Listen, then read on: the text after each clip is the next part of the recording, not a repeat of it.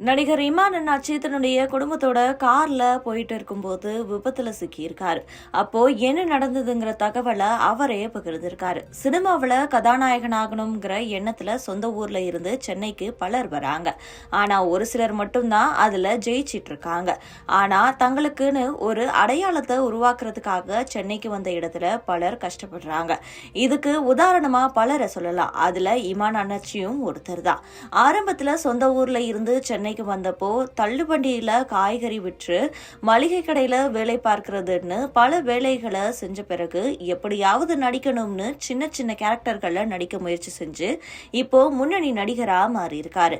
2006 வெளியாகிருந்த சென்னை காதல் மற்றும் வேட்டைக்காரன் படத்துல சின்ன சின்ன கேரக்டர்ல நடிச்ச இமான் அண்ணாச்சி அதுக்கு பிறகு கோலங்கள் சீரியல்ல அன்வருங்கிற கேரக்டர்ல நடிச்சாரு.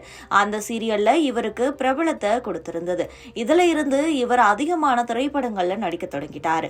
அதுலயும் இவருக்கு அங்காடி தெரு, பானா காத்தாடி, கோ போன்ற படங்கள் தனி அடையாளத்தையே பெற்றுக் கொடுத்திருந்தது. அதுபோல சின்னத்திரையில சன் டிவில குட்டீஸ் சுட்டீஸ், சொல்லுங்க அண்ணே சொல்லுங்க போன்ற நிகழ்ச்சிகள்ல இவர் செய்யக்கூடிய அட்ராசிட்டி இவருக்குன்னு ஒரு தனி ரசிகர்களை உருவாக்கி இருந்தது. இந்த நிலையில ஒரு திரைப்படத்துல நடிக்கிறதுக்கு 20 லட்சம் ரூபாய் வரைக்கும் சம்பளம் வாங்குறாரு அப்படின்னும் ஒரு காமெடி நடிகராகவும் வள வந்துட்டு இருக்காரு.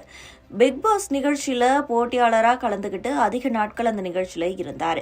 இப்போ தொடர்ந்து திரைப்படங்கள்ல நடிச்சுக்கிட்டு இருக்கக்கூடிய நிலையில இமான் அண்ணாச்சியும் அவருடைய குடும்பத்தினரும் விபத்துல சிக்கியிருக்காங்க. இதை பத்தி இமான் அண்ணாச்சி தன்னுடைய இன்ஸ்டாகிராம் பக்கத்துல பகிர்ந்திருக்காரு.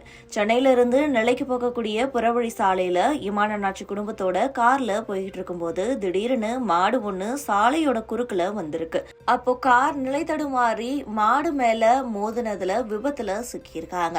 இதுல அதிர்ஷ்டவசமா இமான் அண்ணாச்சியும் அவருடைய குடும்பத்தினரும் பெருசா பாதிப்பு இல்லாம உயிர் தப்பியிருக்காங்க. இந்த தகவலை இமான் அண்ணாச்சி தன்னுடைய இன்ஸ்டாகிராம் பக்கத்துல பகிர்ந்தது மட்டும் இல்லாம மாடுகளால் நடக்கக்கூடிய விபத்தை தடுக்க அரசு நடவடிக்கை எடுக்கணும்னு கோரிக்கையும் விடுத்திருக்காரு.